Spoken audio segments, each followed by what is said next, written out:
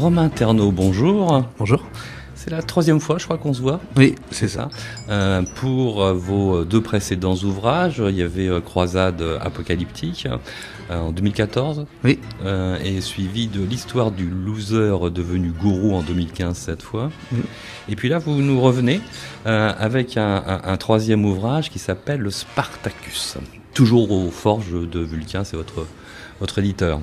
C'est ça. Bon, alors avant d'en venir à Spartacus, un mot tout de même sur les deux précédents ouvrages. Quel regard vous portez maintenant sur eux? Ils sont oubliés, ils sont dans un tiroir, il y a des regrets parce que c'est pas comme ça que vous auriez voulu faire les choses, ou vous les relisez toujours avec plaisir? Ah non, je relis pas mes romans une fois qu'ils sont publiés, mais non, aucun regret. De toute façon, c'est toujours mon univers, il est là, quel que soit le roman. Donc, je trouve que le premier roman que j'ai écrit, je l'ai fait à 22 ans. Aujourd'hui, j'en ai 30. Moi, je trouve qu'il y a une cohérence. Dans les trois, il y a des choses communes dans les trois. Et non, je regrette rien du tout. D'accord. Non, je voulais tout simplement savoir si c'était ça. Une fois que c'est fait, voilà. Et puis on n'en parle plus, c'est à peu près ça?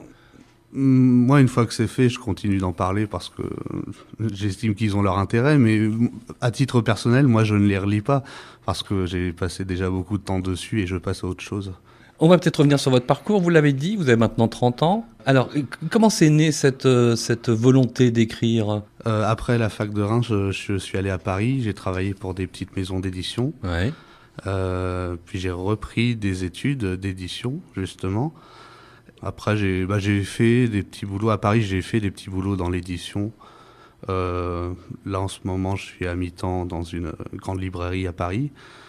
Et je continue d'écrire à côté. Voilà. D'accord. Donc, des études de lettres au départ. Oui. Pourquoi faire? Vous envisagiez déjà d'écrire ou pas du tout? Non. Même, j'ai fait une classe prépa littéraire. Et au départ, j'étais inscrit en philo, d'ailleurs.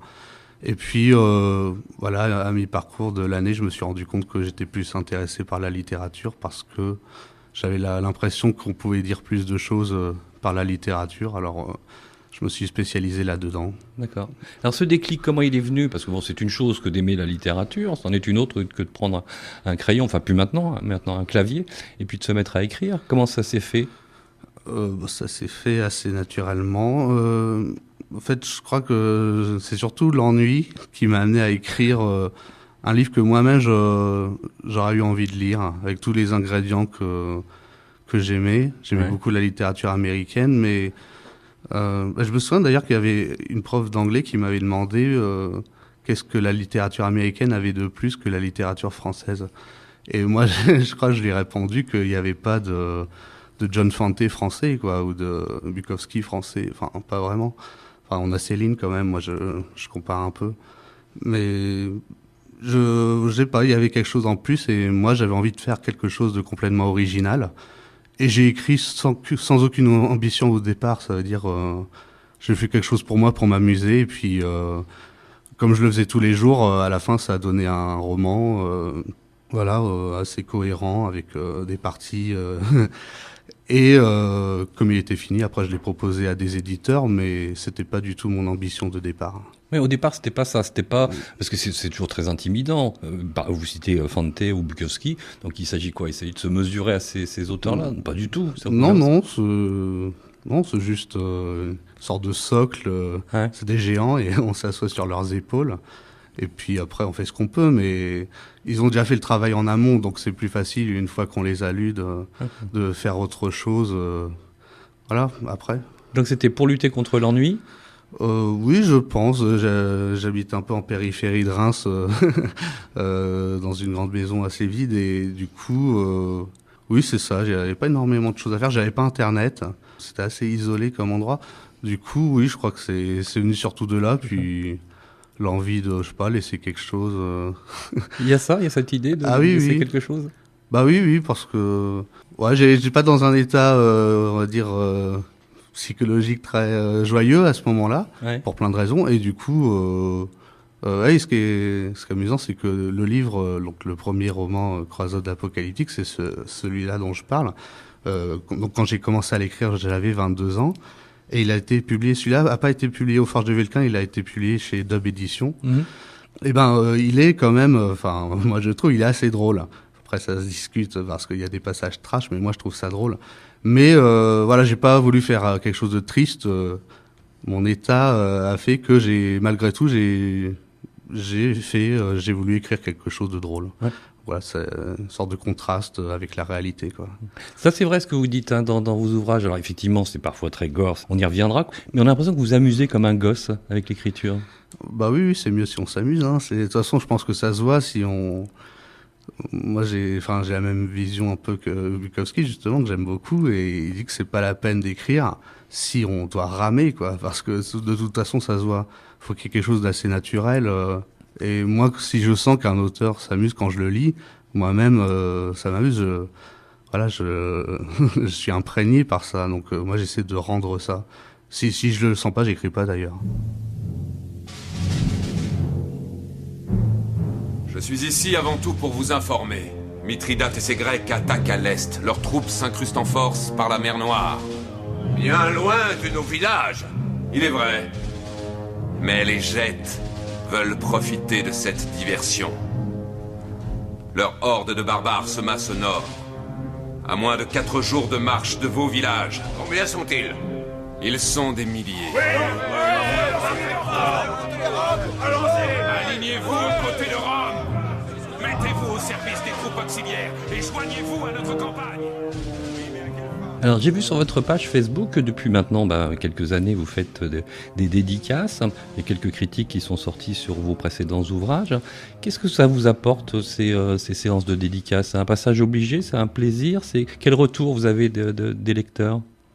Oui, c'est un plaisir parce que c'est toujours intéressant d'avoir des retours directs sur les livres. Après, c'est pas un exercice dans lequel j'excelle non plus. Oui. C'est pas évident de d'écrire quelque chose d'intéressant et d'efficace, coup sur coup. Bon, en général, c'est des gens qui ont aimé ou qui connaissent pas, donc je leur dis que je suis sur les réseaux et qu'ils peuvent me faire un retour s'ils veulent. Moi ça m'intéresse d'avoir un retour. Même les retours négatifs, ça me pose aucun problème. Ça me fait rire. Parce que généralement, les gens qui n'aiment pas, ce sont des gens qui sont dégoûtés ou qui trouvent l'humour trop lourd. Donc, c'est des gens presque choqués. Et moi, si je peux avoir une réaction, quelle qu'elle soit, moi je suis content parce que je pense que l'art au sens large, ça sert à avoir des réactions. Si on reste impassible, autant garder un mur de parpaing, quoi. Je vois pas l'intérêt. C'est pire que tout l'indifférence. Voilà, c'est ça. Bon. Alors c'est amusant parce qu'effectivement il y a quelques critiques qu'on trouve sur Internet. Et alors ce que je trouve intéressant, c'est que ce qui vous est reproché par certains, c'est exactement la même chose qui est appréciée par les autres. Je veux dire par là qu'on vous dit souvent dans la démesure, c'est un peu votre marque de fabrique, ou excentrique, ou gore. Et alors ceux qui vous reprochent ça, de l'autre côté, il y en a qui disent exactement c'est pour ça qu'on l'aime. Parce que effectivement, il est dans la démesure, l'excentricité et le côté un peu gore. Vous êtes d'accord d'ailleurs avec ça? Oui. Après, c'est vrai que ça peut être assez clivant parce que je ne me censure pas du tout. Donc forcément, quand on est quand même dans une société où on peut plus dire grand-chose, je trouve. Donc il suffit on sorte un peu des lignes pour que tout de suite le ciel nous tombe sur la tête. Alors que moi, j'ai pas l'impression de faire grand-chose en plus. Parce que même s'il y a des scènes violentes, n'importe quel journal de 20 heures, il est 10 fois plus violent pour moi. En plus, c'est vrai. Moi, c'est juste de la fiction, donc je comprends pas les gens qui sont choqués par une fiction. Les gens qui croient que ça va avoir un impact sur la réalité. Moi, j'y crois pas du tout. Et je pense même que c'est dangereux comme discours parce que à partir du moment où on pense ça, ça veut dire qu'on peut plus rien faire. Parce que dès qu'on va écrire quelque chose, ce sera susceptible d'avoir des effets néfastes. C'est de la science-fiction. Je sais pas dans quel monde vivent ces gens-là. Pour moi, aucune fiction ne pose le moindre problème. Il y a aucune règle. Il n'y a pas de limite à avoir. Il y a rien, quoi. On peut faire ce qu'on veut. Donc, si on peut faire ce qu'on veut, c'est on va dire le support idéal pour dépasser toutes les limites. Donc, encore que moi, j'ai même pas la prétention de faire ça, mais juste s'il y a une scène à un moment scato qui doit avoir lieu, enfin, je prends cet exemple, je la fais parce qu'en fait, il y a aucun problème. Il y a aucun problème avec ça. Tout le monde est confronté à ça tous les jours. même la violence, même le sexe, ça arrive tous les jours à tout le monde. Et les gens qui sont choqués par ça, entre guillemets, pour moi, ils sont hypocrites.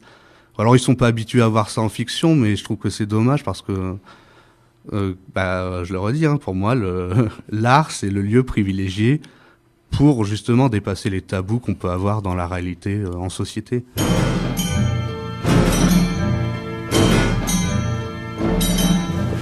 Même ma mère aurait meilleur goût. Je cuisine ce qu'il nous donne, Drélis. Des boyaux et des os, pendant que Glaber et ses Romains se goinfrent de viande. On est les derniers à manger. Les derniers au partage des prises de guerre, mais toujours les premiers à envoyer contre ces salopards de barbares. Un jour, Glaber, ce connard de légat, va sortir de sa jolie tente bien chaude et s'apercevoir que tous ses traces se sont carapatés. Bon, venons-en à Spartacus. Alors, votre légende, là, est-ce une légende ou effectivement la vérité la légende veut que vous ayez 15 ouvrages en réserve quelque part dans un tiroir. Ça, c'est vrai. Bon. Alors, ce Spartacus, vous l'avez sorti d'un tiroir ou c'est un 16e ouvrage que vous avez écrit ? Non, je l'ai écrit assez récemment puisque c'était une suggestion de mon éditeur. C'était pas quelque chose qui était dans un tiroir, j'en avais beaucoup d'autres, mais mon éditeur a voulu sortir une nouvelle version de Spartacus et il a pensé à moi pour l'écrire. Ce qui au départ m'a paru... Enfin, j'ai pas dit oui tout de suite parce que, comme vous disiez, oui, j'avais déjà pas mal de textes en réserve, mais voilà, quand il m'a dit ce à quoi il pensait, Spartacus en l'occurrence, je me suis dit que c'était une bonne idée parce que ça correspondait bien en fait à mon univers. Parce que dans mes 3 romans, c'est toujours, on va dire, quelqu'un qui part de rien et puis qui est amené un peu malgré lui à se retrouver en position de force ou voilà, à monter les échelons très vite et à faire un peu n'importe quoi en conséquence. Et je me suis dit que si cette recette, je l'applique à Spartacus, ça pourrait faire un roman plutôt drôle. Mais j'avais pas lu les autres fictions sur Spartacus, donc c'est tout de suite cette idée qui m'est venue à l'esprit. Alors oui, j'allais vous demander, parce que alors, du coup, vos 2 premiers romans étaient dans des fictions du monde contemporain. Là, ça vous a obligé donc à plonger dans l'histoire. Vous avez fait des recherches, quelque chose, ce Spartacus, ça s'appuie sur des choses qui existent, historiques. Ah oui, tous les événements qui arrivent, enfin, on va dire les événements historiques. Par exemple, quand ils sont sur le Vésuve, toutes les choses comme ça, ce sont des choses qui ont eu lieu, vraiment. Je me suis documenté. Après, on ne sait pas énormément de choses sur Spartacus, donc oui, de toute façon... c'est ce que j'allais vous dire, c'est que est-ce que ça c'était sympa parce que j'ai essayé de regarder sur Wikipédia, en fait c'est très très flou quand même. Il y a un flou très il y a des récits contradictoires. On sait peu de choses finalement sur Spartacus. Est-ce que c'est pas un vrai bonheur pour un écrivain justement de combler les trous? Bah si, justement, et d'ailleurs c'est ce que m'a dit mon éditeur pour me rassurer. C'était que oui, on savait très peu de choses, donc il ne tenait qu'à moi de broder sur ce qu'on connaissait déjà. Et d'ailleurs, au début, je pensais que j'allais regarder toutes les versions, et puis j'ai décidé de pas le faire, les versions fictives. Oui, il y a eu une série, il y a eu des films, voilà, il y a eu plein de choses. Kubrick, le roman de Howard Fast. Et puis finalement, j'avais commencé à le faire, et puis je me suis dit que c'était mieux si vraiment je partais juste des faits historiques et que je faisais ma propre version de fiction sans m'être imprégné des œuvres précédentes pour faire quelque chose de complètement original et qui me ressemble vraiment. Voilà, parce que je trouvais important de faire quelque chose qui soit cohérent avec ce que j'avais fait avant. Donc c'est ce que j'ai essayé de faire. Ouais. Alors le fil rouge, effectivement, vous l'avez suggéré, c'est que Spartacus, sur ce coup-là, c'est un loser en fait. C'est une espèce de lâche, un loser. Dans tous vos romans, on retrouve ça, ces personnages, ces anti-héros, ces losers. Il leur arrive des choses malgré eux. C'est ça. Mais surtout, je voyais pas l'intérêt de faire de Spartacus un surhomme.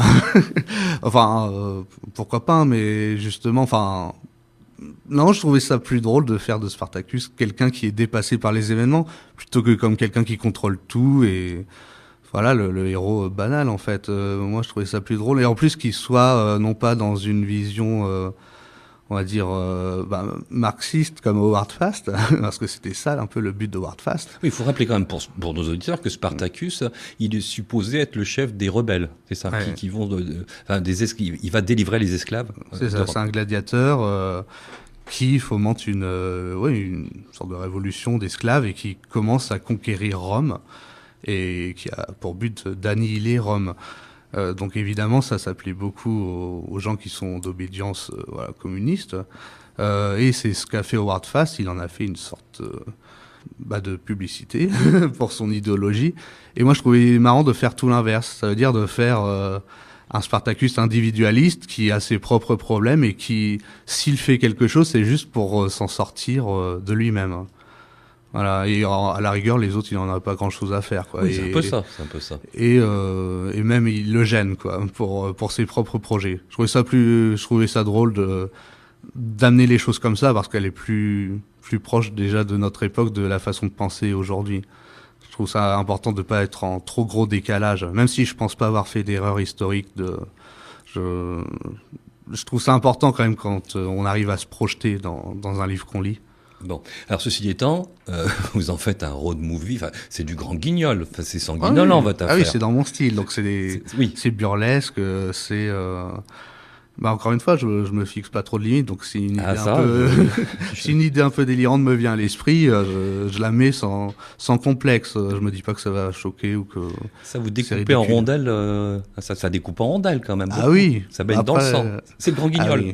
C'est ça. Mais après, je sais pas si c'était si éloigné de ce qui se passait vraiment, hein, parce que. Ah oui. Je pense que les guerres à l'époque, ça devait pas rigoler. Après, il y a peut-être un effet série B gaguesque que j'ai rajouté en plus, parce que j'essaie de pas trop me prendre en sérieux et j'aime bien injecter quand même de l'humour, même quand c'est pas évident. Oui, c'est ce que je disais tout à l'heure. On a l'impression que vous vous amusez là, vous baignez dans le sang. Enfin, j'ai l'impression que c'est un vrai plaisir pour vous d'écrire ça. Ouais. J'essaie de pas non plus m'y complaire, mais je pense que l'humour c'est important. Moi, j'ai beaucoup de mal avec les écrivains qui sont sans nuance, quoi, qui sont 100% dans le glauque ou il y a, je sais pas si peut-être j'avais dit ça la dernière fois, je sais plus. Il y a le Hubert Selby Jr. qui écrit Requiem for a Dream, plein de choses comme ça. Il est adulé par beaucoup et considéré comme un des plus grands écrivains américains de la deuxième moitié du XXe siècle. Moi, j'ai beaucoup de mal avec lui parce que c'est vraiment sans nuance. Beaucoup de ses romans, ça plombe à 100%. Oui, parce qu'il se raconte. Ouais. Il n'a pas de distance par rapport à ça. Est-ce qu'il a vécu étant... Mais moi, j'ai beaucoup de mal du coup parce que j'aime pas être plombé à 100%. Je veux bien être plombé à 25% et ressentir différentes choses, mais j'aime pas ce manque de nuance, quoi. Ouais. Oui, non, mais je comprends ça. Et oui, effectivement, il y a ça. Alors, peut-être aussi, ce que vous dites, une légèreté, avec un côté BD, des côtés onomatopées, les épées font schratch, les crânes qui explosent font comment vous verriez faire de la BD, par exemple? Et c'est amusant parce qu'on me le dit souvent et on m'a déjà posé cette question. Oui, moi, je suis ouvert à tout. Après. Moi-même, je pourrais pas la faire, mais si une adaptation en BD de mes romans, sans problème. Ouais, il y a même des manuscrits que j'ai, ça pourrait être directement des BD. Des BD, des dessins animés, des films. Oui. Ça... Non, mais comment ça pourrait être tout à fait ça, quoi. Vous, quand vous écrivez, vous avez des images en tête ou pas du tout? Oui, j'ai une sorte de film qui se déroule dans ma tête et puis j'écris ce que je vois. Ouais, on peut dire ça pour simplifier. Oui, évidemment, oui, c'est peut-être pour ça que et ceci, ça vient peut-être de ma culture. Je lisais beaucoup de BD quand j'étais petit et même jeune, je lisais très peu. J'ai commencé à lire beaucoup une fois que j'ai commencé mes études. Mais avant, je lisais très peu et je lisais que des BD, donc ça vient peut-être de là. Sans doute. J'ai pas énormément regardé la télé. Mais ouais, je pense, il y a peut-être un lien. Ouais.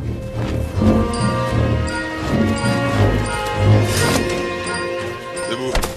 Va te faire foutre. Les Romains nous appellent. J'emmerde les Romains et leur putain de corps. Debout, espèce de vieux cabinet. Le légat a entendu raison.